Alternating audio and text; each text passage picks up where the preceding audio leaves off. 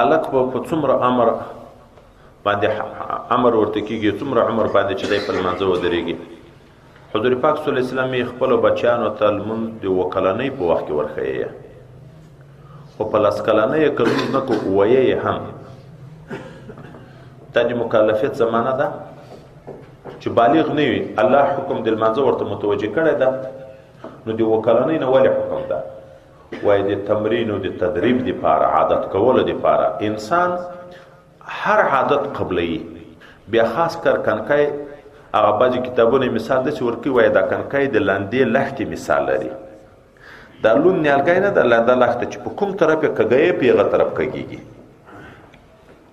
نو که د دیندارۍ تعلیم ورته کوي، د کنکونې نه د دیندارۍ سره اشنا کېږي. او که ته پلانکي ته کنځا وکړه، ته پلانکي ته کنځا وکړه، په دغه عادت کوې، نو خو د فسق فجور سره عادت کېږي. حکم دا د کنکونې نه به حکم ورته کېږي د لمانځه د زده کړې، د روژې د نیولو.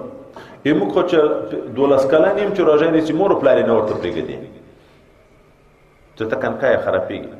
حضرت اسماء رضی الله عنها، حضرت عبدالله ابن زبیر رضی الله عنه غالبا وی، که حضرت اسماء مور وی، موږ به کنکیو باندې روژې نیوي، بیا به هم د وړه یا د ویښتانو ټامبوس کې نه لکه د هلکان چې ساتیري دا ورته جوړ و چې لوږې نه بې ژړل ماسپښین طرف ته مړی بې غوښته، موږ به په دغه غلطول. ولې چې کنکونې نه اشنا شي د عبادت سره. محدثین لیدل طریقې لمونځ د فرعیاتو نه ده که د اعتقادیاتو نه ده. او انسان چې اول بالغ شي اعتقادیات ورته حکم متوجه ده که د فرعیاتو. نو چې په فرعیاتو د کنکونې نه عمل کوي، اعتقادیات خو به خود په زده کوي. دا موږ جماعتو کې ګورې ډېر غټ خدمت کېږي. دا موږ طالبان ملایان نه یو، دا کمزوري که جماعتو کې خدمت نه کوو، چا صدقه جاریه ده د ټول عمر دپاره.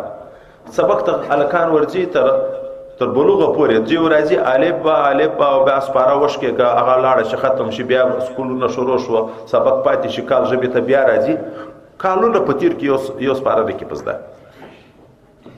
عقدي بیان نشته. دا چې کومو مدرسو کې دا له کوششونه پورې کېږي، محنت پورې کېږي، بنده د چای ګورې دا خو د عقیدې شی ده.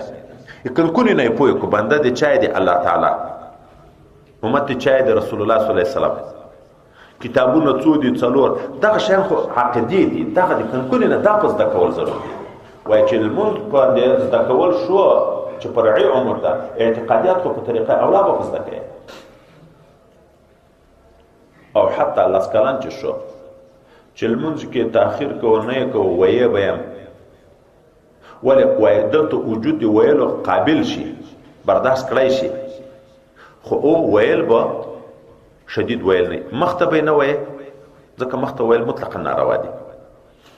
په لرګي به یې نه وایي، په تیږو په سوکو په داسې شیانو نه، په چپه لاخه ویل چې وډار شي، ظاهره څرمن وخوږېږي، عبادت ته متوجه شي، خو متنفر نه شي. ویل به هم وایي داسې ویلي چې په لرګیو مرګیو به ویل نه وي، ځکه هغه موجب د نفرت ګرځي. دا اکثر حافظان غریبانانو دماغ کمزوري داسې ویل کوي د کنکیو سر مات کا، پازه ماته کا، لاس مات کا، هغه بیا بیخي وتښتي چې بدماشانو سره یو ځای شي.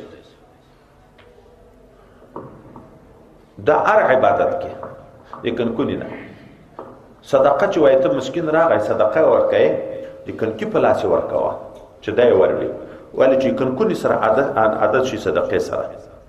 میلمانه کور ته راولې، د کنکونې نه زوی او بیټک ته راواله، د میلمنو په خدمت عادت کا چې د کنکونې نه د میلمنو سره عادت شي. دا هر عمل د کنکونې نه زده کېږي. تمرین تدریب د کنکونې نه. 7 کلنۍ کې تعلیم شروع شو، 10 کلنۍ کې ویلو قابل شو. او په دغه کې بیا اختلاف ده چې 10 کلنۍ په عمر باندې هلک لمونځونه نه دي کړي، بالغ شو، د هغه لمونځو قضایي به راګرځي که به یې نه راګرځي. بعضې علما په دا ظاهر دي چې ویل شته کې، نو دا معنی چې په مکلف دي د دغو لمونځو قضایي هم شته. خو موږ مسلک دا ده قضایي شته نه، چې تر څو پورې بالغ نه وي، لمونځ په فرض نه وي، هغه لمونځ نفل د نفل چې پاتې شو په نفل کې قضایي نشته.